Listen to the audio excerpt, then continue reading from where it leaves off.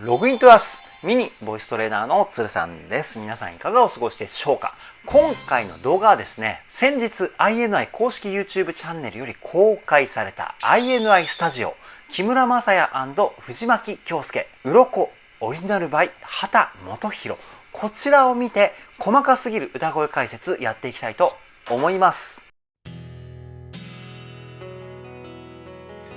つるさんのラポネボーカルルーム。いやー、ついに歌物動画で柾哉さん登場。しかも恭介さんとデュエット。これはね、楽しみすぎるでしょう。しかも歌う楽曲が畑基博さんの名曲鱗。これね、僕プレイヤー時代めちゃくちゃ練習した曲で、当時はですね、ついには完璧には歌えませんでした。そのぐらい難易度が高い曲だと思うんですけど、柾哉さんと恭介さんがね、どのように歌っていくのか非常に楽しみです。今回歌声解説する動画、まだ見ていない方は概要欄にリンク貼っておきますので、ぜひクリックして見てみてください。そしてミニの皆さんに質問なんですけれども、時々ですね、INI フォルダのリアクション動画もうやらないんですかっていう風なコメントいただいておりました。最近歌声解説動画だったりリアクション動画も前よりも長めにね撮影するようになって、なかなかね INI フォルダのリアクション動画撮れなくなってしまったんですけれども、もしミニの皆さんがですね INI フォルダのリアクション動画また見たいなっていう風に思ってくださっているのならば、毎週はちょっと難しいかもしれないんですけど、また再開しようかなというふうに思います。再開してほしい方もしねいらっしゃいましたら、コメントで INI フォルダリアクション再開頼むぜっていうふうにですねコメントしていただければなというふうに思います。INI フォルダのですねリアクションも確かねエピソード42で止まっちゃってるんですよね。次やるとしたら43からなんですけど、僕もね INI フォルダ見るのがすごい楽しみなので、リアクション動画再開してほしいっていう方たくさんいたら嬉しいなというふうに思います。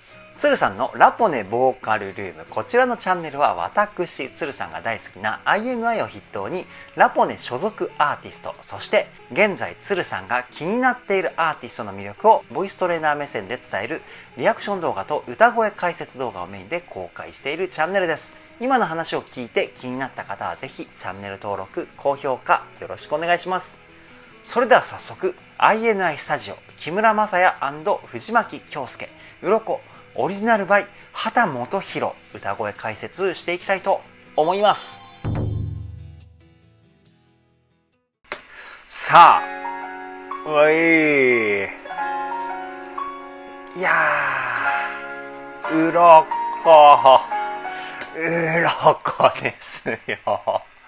僕ねこの曲ね、さっきも言ったかもしれないですけど、めちゃくちゃ好きでね、めちゃくちゃ練習した曲なんですよ。だからね、曲構成はしっかり把握してるつもりなんですけど、前回のねヒロムさんのキャッチザモーメントのねケースもありますから、聞くまでね何とも言えない部分ですけど、いや楽しみですね。次いきますよ。おい、かっこいい。このさすいません、テンション上がってこのさとか言っちゃったけど、全体がぼやけてる絵からどんどんクリアになっていくこの瞬間たまらないですよね。この INI、 今回はねスタジオシリーズ、いつもね恭介さんの場合は INI カバーっていうねタイトルでやってますけど、ほら恭介さんと柾哉さんが並んでますよ。わー、これ楽しみだね本当に。すいませんね、何回も止めちゃって。いきますよ。皆さん準備はいいですか？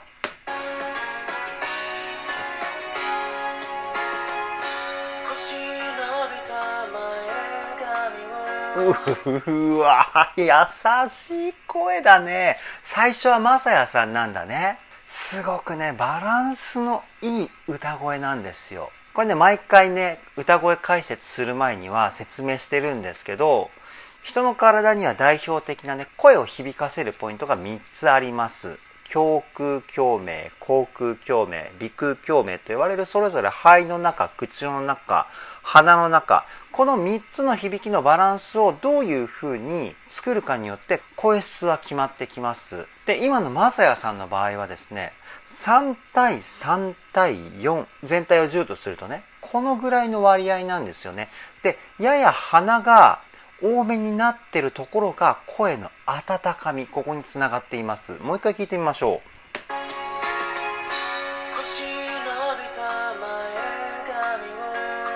う。うわ、前髪を、このね、まっすぐ伸ばしてる感じがね、すごくいいですよね。普通だったらね、ビブラートをかけてこう余韻を出しちゃうんですけど、まさやさんの場合はね、ストレート、気持ちもストレートに伝わってくる感じしますよね。次いきますよ。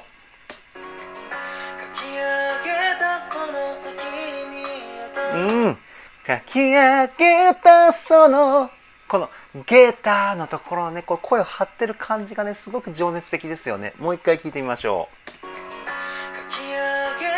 ほら。あ、いいね。先に見えた。ここちょっとね、寂しそうに歌う感じもね、たまらないですよね。次いきますよ。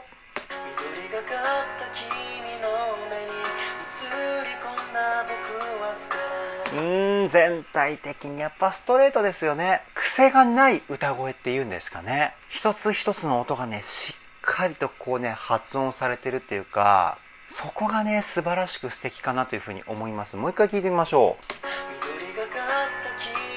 う。ほら。で全体的にこう鼻に入ってるからね、さっきも言ったんですけど、やっぱりね、本当にこう温かみのある歌声ですよね。じゃあ次、京介さんですね。いきますよ。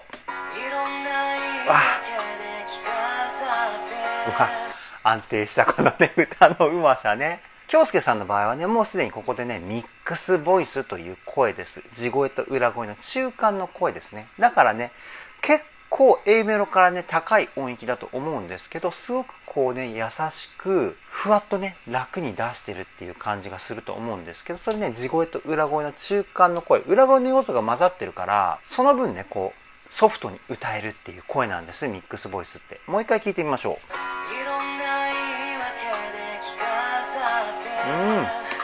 で、このミックスボイスを出す時のポイントとしては、鼻に多めに声を入れるんですよね。いろんな言い訳で着飾って、こういう感じ、鼻にいっぱい息入れるんです。そうするとね、こう、裏声の要素が混ざりやすくなってくるんですよね。次いきますよ。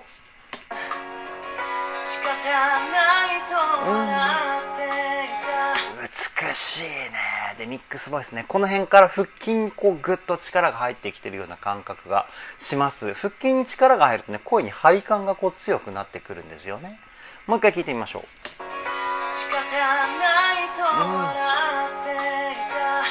声質は優しいのに声に張り感を出すってね、これ素晴らしいテクニックですよね。やっぱり声に張り感が出てくると、声質もね、こう強くなりがちなんですけど、優しさをキープしたまま圧力だけ歌声にプラスするみたいなね。いや、これすごいテクニックですね。次いきますよ。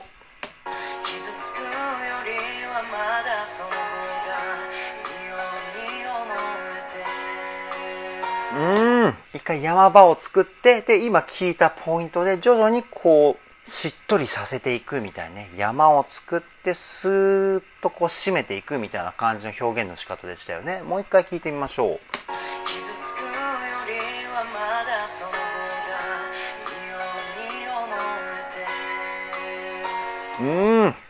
あれ京介さんも今回あれですね。いつもだったらビブラートでこうね、フレーズを締めてるのに、今回ビブラートかけてないですね。その辺まさやさんと同じような雰囲気で表現しようっていう感じにしたのかな。いや、こういうポイントを見つけると、二人でね、歌う前には相当密度の高い打ち合わせをしてるんじゃないかなっていうふうに思います。すごい細かいところまで揃えていますよね。いや、素晴らしいですね、やっぱりね。次いきますよ。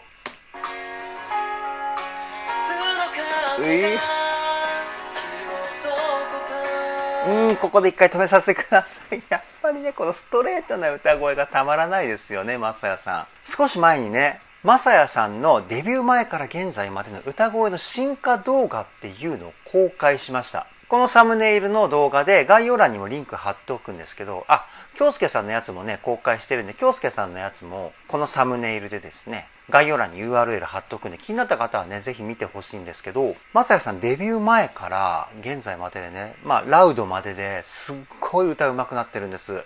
ものすごい努力したなっていうふうに思ったんですけど、そのラウドの時よりもさらに歌声に磨きがかかってますよね。今年に入ってからもおそらくまさやさん相当歌練習してますよ。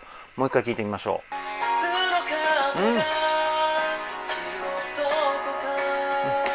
う。でっていきなり言われてもね、はって感じになりますよね。すいません。さっき京介さんは腹筋を使って声を出すっていう風な説明の仕方をしたと思うんですけど、まさやさんはおそらく腹筋も使ってるんですけど、腰の筋肉の方を使って声を支えてるんじゃないかなというふうに思います。腰の筋肉を使うとですね、高い声を出すときに必要なヘッドボイスっていう種類の声質を捉えやすいんですよね。腰を使うと、夏の風が、こういう声質になります。腹筋を使うと、夏の風が、こういう感じになります。声質違いますよね。腹筋を使った声っていうのは声に張り感が乗りやすいし、腰を使った声っていうのは声質の綺麗さ、この辺を表現するんですよね。なんで体の使い方でだいぶ声質って変わってくるんですけど、まさやさんはおそらく腰を使った声の出し方してるんじゃないかなっていうふうに思います。次いきますよ。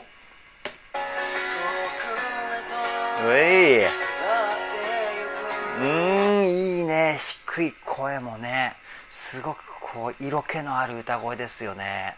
もう一回聞いてみましょう。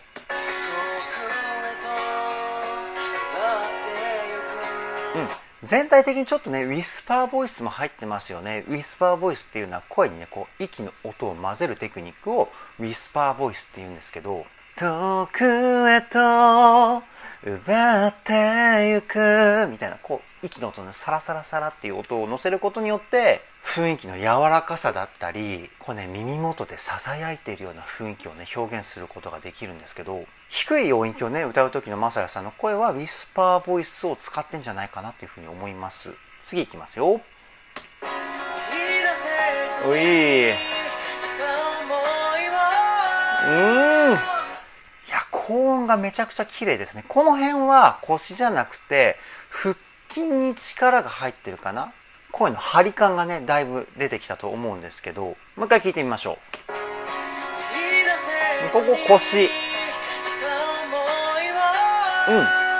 痛思いを、この辺一番高い音がおそらく腹筋に力を入れて声を出してるんじゃないかなっていうふうに思います。次いきますよ。わ、柔らかい。ねえのところ聞きましたか皆さん。すごい声柔らかいですよね。ここウィスパーボイスの雰囲気がすごく捉えやすいポイントかなというふうに思います。もう一回聞いてみましょ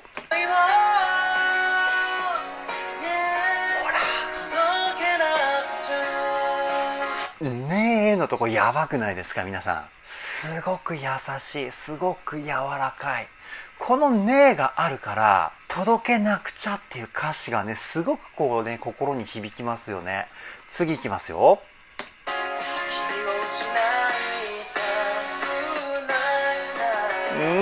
切ないね、歌い方がね。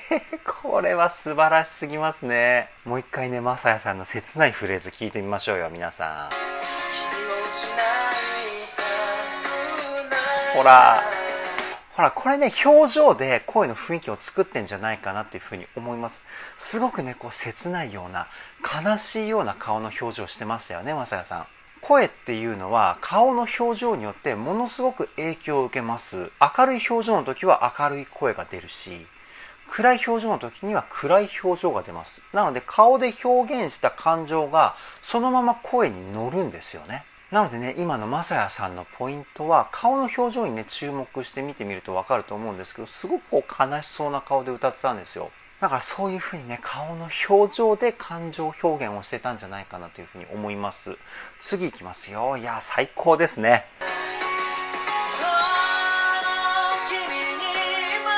やばっ！ちょっとごめんなさいね。細かくいきますよ。この高音の鋭さやばいですね。これはね、頭を響かせる、これさっきヘッドボイスの話したんですけど、ヘッドボイスも2種類あってですね、頭の前方向を響かせるヘッドボイスと後ろ方向を響かせるスーパーヘッドボイス、この2種類あります。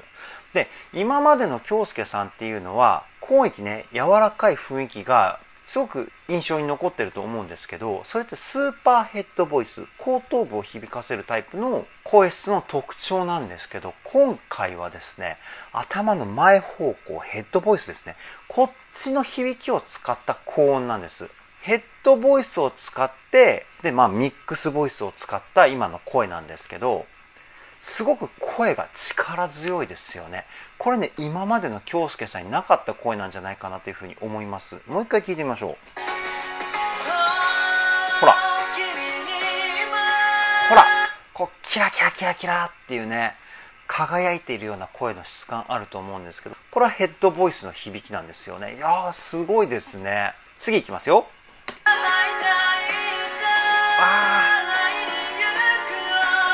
いやー、すごいね。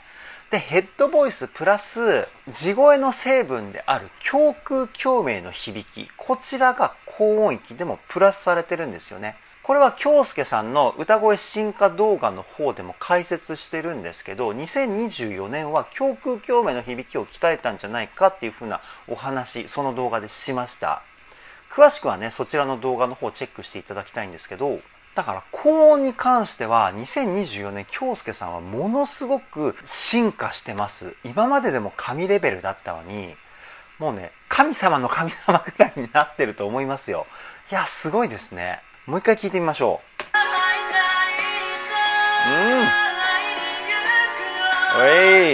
う。息の量もすごい強くなってる声だしね。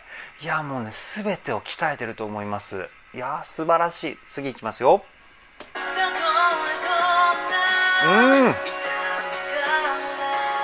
この辺でさっきはヘッドボイスだった歌声をスーパーヘッドボイス、要は後頭部の方の声の響きに切り替えてるんですよね。声ものすごく柔らかくなりましたよね。いやー、コントロールがやばい。もう一回聞いてみましょう。ほらほら。これね、音域が下がったところとか特に分かりやすいですよね。すごく声が柔らかくなって。痛みがほら。これね、後ろに弾いたような感じの声質だったと思います。次いきますよ。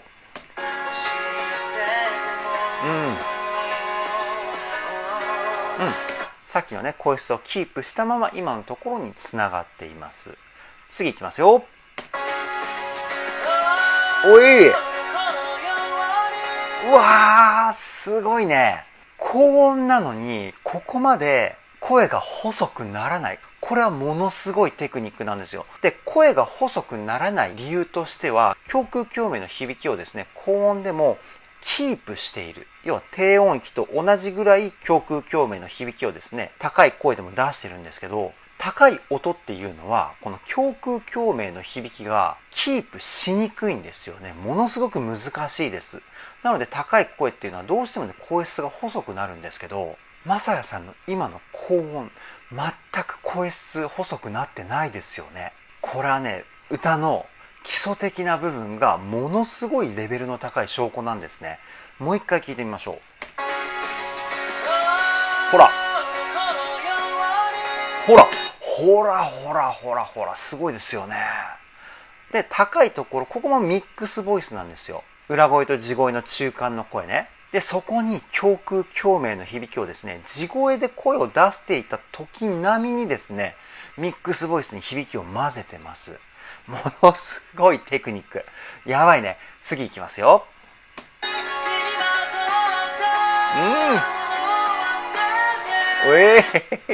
すごいいい声だね。で、先ほど言った声の出し方をですね、キープ。これをキープさせるのはね、また難易度めちゃくちゃ高いですから、もう一回聞いてみましょう。ほらー、やばいね。で、鱗の難しいところは高い音域が続くっていうのももちろんそうなんですけど、息継ぎがね、めちゃくちゃ少ないんですよね。鱗のように身にまとったものは捨てて、ここ息継ぎないですから、しかも高い音って中音域、低音域に比べて息を多く使うので、このね、ロングトーンを息継ぎなしで歌うっていうだけでも大変なんですよね。で、この発声方法でしょ。やばいね、まさやさんね。素晴らしすぎる。次いきますよ。ちょっとね、ごめんなさい、すぐ止めちゃって。おいおいで行け。ここね、すごい難しいフェイク入ってました。おいおいで行けじゃなくて、おいおいで行け。こんな感じのね、歌い方になってたと思います。もう一回聞いてみましょう。ほら、このね、歌い回し、R&B とかのフェイクでよく出てくるようなテクニックなんです。あーっていうところにちりめんビブラートを入れて、あーっていう風に音の輪郭をこう表現する超高等テクニックなんですけど、やばいね。うますぎますね。次いきますよ。ここで柔らかい声。いやー、これね、感情の起伏っていうんですか、音のね、このね、大きいところとちっちゃいところのこうね、振り幅がね、大きいから、大きいところはね、こうググってこう気持ちをね、引きつけられて、優しいところはね、こう気持ちがほんわかするみたいなね。いや、感情表現がすごすぎますね。もう一回今の柔らかいところ行ってみましょうか。ほら。おい、いや、いいね、癒されるね。で、次の締めのフレーズ聞いてみましょう。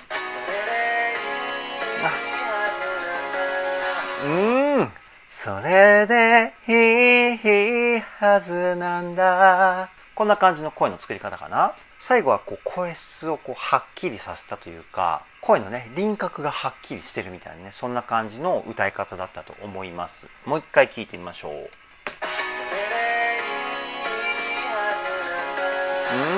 ほらね、フレーズの最後をしっかり締めるっていう意味合いでこの声質使ったのかな。ね、僕はね、そういう風に思います。じゃあ次いきますよ。いやー、楽しいね。次は京介さんからかな。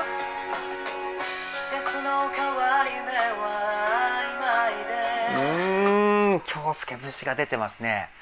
季節の変わり目は曖昧で。こんな感じの声質の作り方かな。もうちょっと声がね、明るいとは思いますけど、鼻の中に多めに声を入れて柔らかさを表現っていう感じですね。もう一回聞いてみましょう。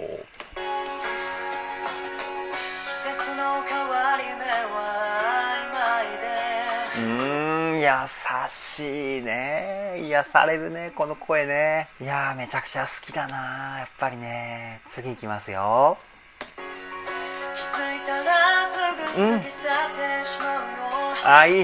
いいよーのこのね、しゃくり具合がまたたまらないですよね。いやー、いいね、いいね。もう一回聞いてみましょう。もうほんと語るように歌いますよね、京介さんってね。だからすごくね、こう歌詞の発音のニュアンスが日常会話にめちゃくちゃ近いっていうかね、なんかそんな普通にこうスッと耳に入ってきますよね。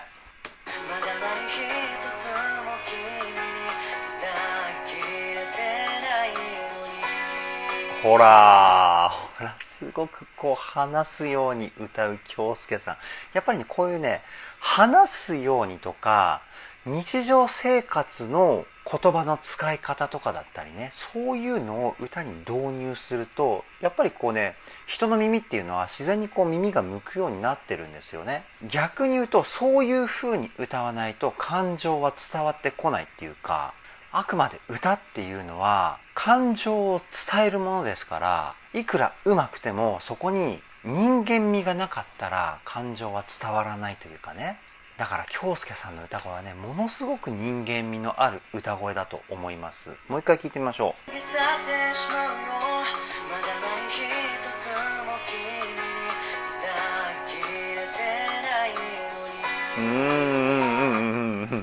ね、すごくこう語るようにね、歌ってますよね。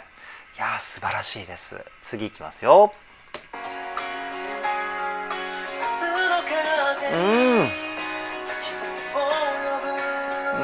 ねえ、ここでね、まさやさんのね、ストレートな歌声がね、たまらないね。京介さんの歌声とまさやさんの歌声がね、全く違う種類じゃないですか、歌声の種類がね。だからね、こうパートの切り替わりでシーンがねガラッと変わった感じがしてね、ここもね魅力の一つなんじゃないかなというふうに僕は思って、こうどんどん引き込まれます。もう一回聞いてみましょう。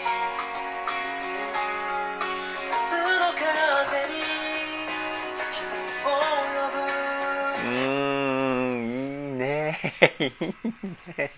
いやー本当にね、今回のこちらのね動画、まさやさんと京介さんが歌う秦基博さんの鱗、公開してくれてありがとうございます。もう本当に最高です。次いきますよ。いいね。やっぱりこのビブラートのないね歌声っていうのもねすごくいいですよね。もうね多分ね 99.9% のボーカリストは絶対にビブラートをするんですよ。だからもうなんかビブラートをする歌声にはもう耳が慣れてるっていうところで、まさやさんみたいにビブラートをしないとこうストレートに歌うタイプの歌い手、すごくこうね魅力的に感じますよね。いや最高ですね。もう一回聞いてみましょう。ビブラートに注目して聞いてくださいね。いきますよ。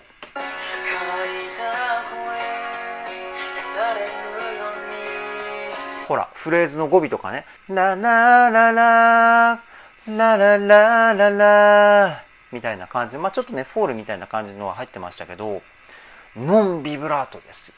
で実はビブラートをしない方が難しいんですよね。ビブラートって良くも悪くも音に余韻を残すので、音程が多少ずれてもバレないんですよ。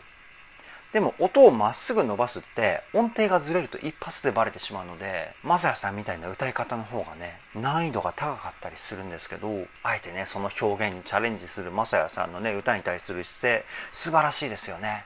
次いきますよ。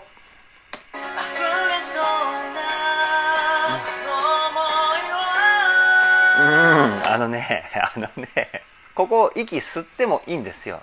溢れそうなこの想いをっていう風に歌ってもいいんですけど、京介さんはねここ息継ぎをあえてしなかったのかな。あえてねハードルの高い道を選んでます。もう一回聞いてみましょう。ほらほらもうね修羅の道を行くみたいな感じですかね。いやここ息吸ってもいいのに難しい方を選んでる京介さんのねこの歌に対する姿勢やばいですね。次いきますよ。柔らかい、もうのところ、ここね裏声って言っていいぐらい地声成分の少ない声ですね。ここもミックスボイスだったんですけど、地声成分がね2割ぐらいかな、裏声成分8、声の芯だけうっすら残してふわっともうっていう風に歌ってると思います。もう一回聞いてみましょう。ほらでちぎれそうなから地声成分を増やしてるみたいなね。いやこのコントロール力ほんとやばいですよね。どうやったらこんなにコントロールできるのか僕はねもう謎です正直。次いきますよ。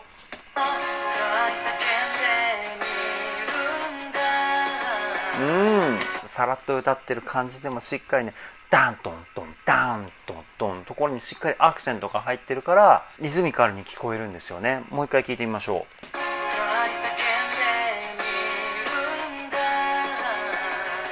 ほらさらっとアクセントをね楽器隊のこのバントントンバーントントンところにねタンドンみたいな感じでもうね合わせていってるんですよね。ここがちょっとでもずれるとすごい違和感が出るポイントなんですけど、もう余裕ですよね。すごいです。次いきますよ。おい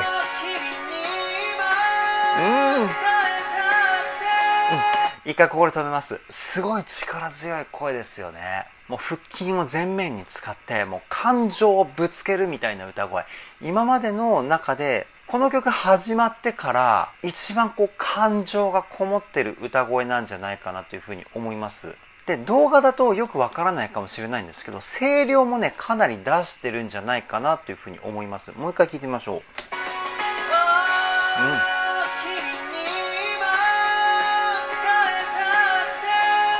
ほら、これね、めちゃくちゃね、多分ね、でっかい声を出してると思います。しっかりと腹式呼吸でいっぱい息を吸って、腹筋にしっかり力を入れて、で、胸腔共鳴と口腔共鳴、胸と口、この辺を中心で声を出してるかなというふうに思います。今までとはね、また違った声の出し方なんですけど、すごく感情が声に乗ってますよね。次いきますよ。歌ってのこの手のところだけミックスボイスを使いましたよね。今までのところ全部地声だったんですけど、一瞬だけミックスボイスにしてます。もう一回聞いてみましょう。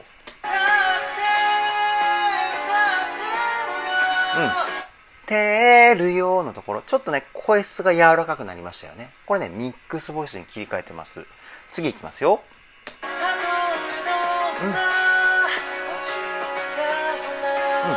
この辺から鼻の響きも混ざってきてますね。全体的に声に温かみが戻った感じがしますよね。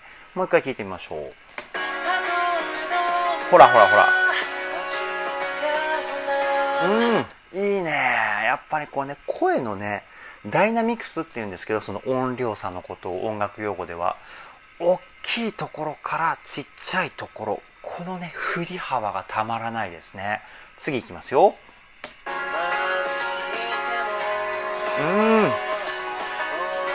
ほらほらほらほらほら。最後は一番声量をこう小さくしてフレーズを締めるっていうね。いやー最高ですね。次いきますよ。い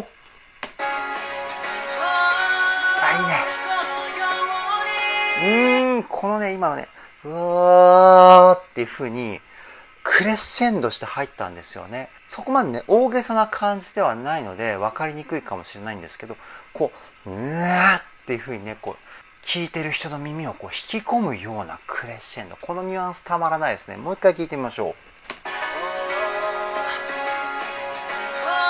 ほら。これ多分言われないとね気づかない部分だと思うんですけど、ほんのちょっとだけ声量小さいところからこうクワッて上げてる感じなんですよね。ちょっとした声量の変化でもしっかりとねこう雰囲気出ますから、ここのねさじ加減がすごいセンスですよね。次いきますよ。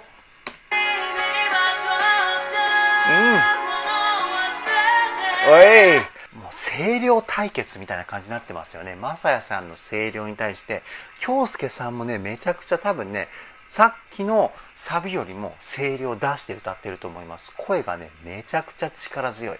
もう一回聞いてみましょう。この辺とかステーってのところとかね、ものすごい声量出してると思いますよ。いやー、これいいですね。もう感情対決、声量対決みたいなね。そんな感じの雰囲気がね、僕はものすごい好きです。次いきますよ。いいね。おいおい。ここのフレーズは、まさやさんとこうね、打ち合わせして、それよってなったのかな。畑基博さんは多分ね、おいおいで行けって歌ってたと思うんです。だから、ちょっとフレーズをアレンジしたのかな。もう一回聞いてみましょう。ほら。およいで行けみたいな感じになってますよね。ここで多分ね、原曲と違うところだと思います。次いきますよ。柔らかい。やっぱり大まかな表現の仕方は事前に打ち合わせをしてますね、きっと。おそらくなんですけどね。大体の歌のね、メロディーの流れ、表現の流れっていうのが、大枠は一緒かなっていうふうに思います。で、ところどころ表現の仕方が自分色を出してるみたいなね、そんな感じなんじゃないかなって僕は推測するんですけど、今のね、君の元へのところの歌い方でそうなんじゃないかなと思いました。もう一回聞いてみましょう。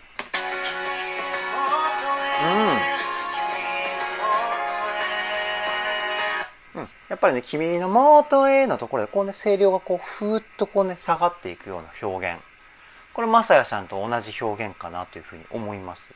なので例えばここは声量を上げてとか、ここから声量を下げていってフレーズの締めはこういうふうにしようみたいな表現のね外枠、大まかな流れみたいなのはおそらく打ち合わせしてんじゃないかなって思います。次いきますよ。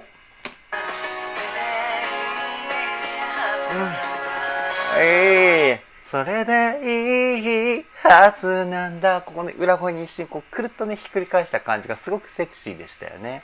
もう一回聞いてみましょう。ほらねえ、すごくいいよね。いいですよね。いや、テンションがね上がりっぱなしでやばいですよ。じゃあ次は感想かな。言ってみましょうか。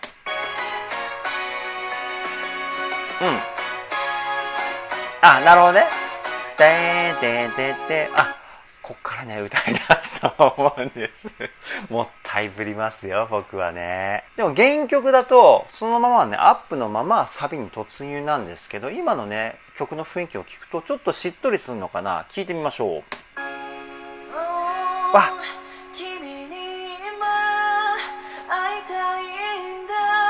これはやばいね。これはやばいね。従来の京介さんの歌声なんですけど、そこに今までと違うのは感情がね、ものすごく込められてるんですよね。だからすごいこう、歌声が心にこうぐさぐさ突き刺さりますよね。もう一回聞いてみましょう。ほら。ほら。フレーズのね、最後にこうね、力強さを持ってくみたいな、そんな感じの歌い方かな。君に今会いたいんだみたいな感じのこの、ね、フレーズの最後に一番こう強い声質を持ってくるって感じかな。次行きましょう。ここでこうね、会いに行くよ。ちょっとこうふわっと声量を下げて締めるみたいな感じでしたね。次いきますよ。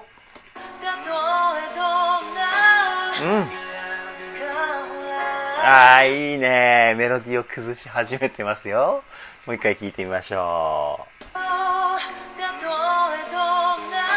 ほら、たとえどんな、ちょっとね、上の音域をこう辿って本来の音に戻るみたいな歌い方でしたね。次いきますよ。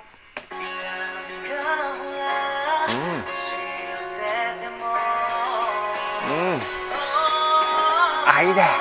いいね。こっからね、盛り上がってね、最後のサビはまさやさんかな。いきますよ。強い声。で、ここで一回止めますよ。なんで止めたかっていうと、原曲だと、ここでこの曲の一番最高音が来るんですよ。めちゃくちゃ高い声。で、ここまででかなり力強い歌声でまさやさん歌ってるじゃないですか。次どう歌うのかめちゃくちゃ楽しみなんです。身にまとったからもう一回聞いてみましょうか。いきますよ、皆さん。どういう風に歌っているのか。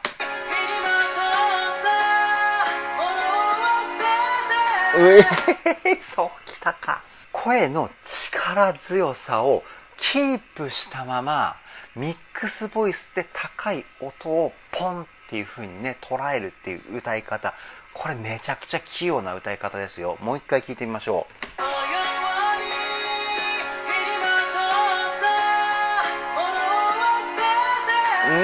いいね。で、ここはねスーパーヘッドボイスですね。後頭部の声の響きがですね使われたミックスボイスだと思います。次いきますよ。いいね。うわ、柔らかい。おいおいで行け。ゆっくりしたしゃくりだったのかな。今すごいニュアンスがね柔らかかったですよね。もう一回聞いてみましょう。しゃくりじゃなくてフォールか。おいおいで行けみたいな感じでしたね。いやー、温かみのある歌声。まさやさん。もうね、今日で僕の中のまさやさんの歌声はね、こういうイメージがつきましたよ。次いきますよ。いいね、優しい。いいね、温かくて優しい。やっぱり性格が出るんですかね、歌声ってね。すごくいい声。もう一回聞いてみましょう。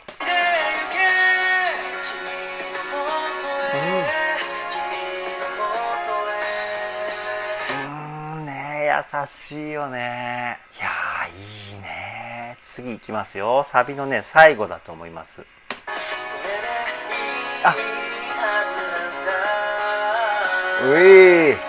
それでの後で一回ブレス入れましたよね。でブレスを入れることによって歌ではどういうふうなことが起こるかというと、言葉と言葉のですね意味がブレスで切れます。なのでそれでいいはずなんだっていう言葉がこれでひとまとまり、いいはずなんだ、これでひとまとまりっていうふうな意味合いになります。でこの時どういうふうなことが起こっているかというと、それでっていうところで切れたことによって次何っていうふうに思わせます。でいいはずなんだ、この言葉を聞いてホッとするみたいなね、そういった感じの感情表現の仕方であえて息継ぎをしたんじゃないかなと思います。もう一回聞いてみましょう。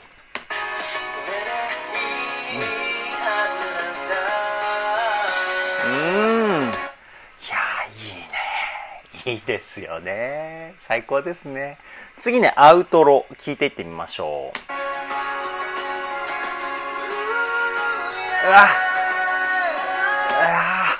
裏声綺麗だね、まさやさんね。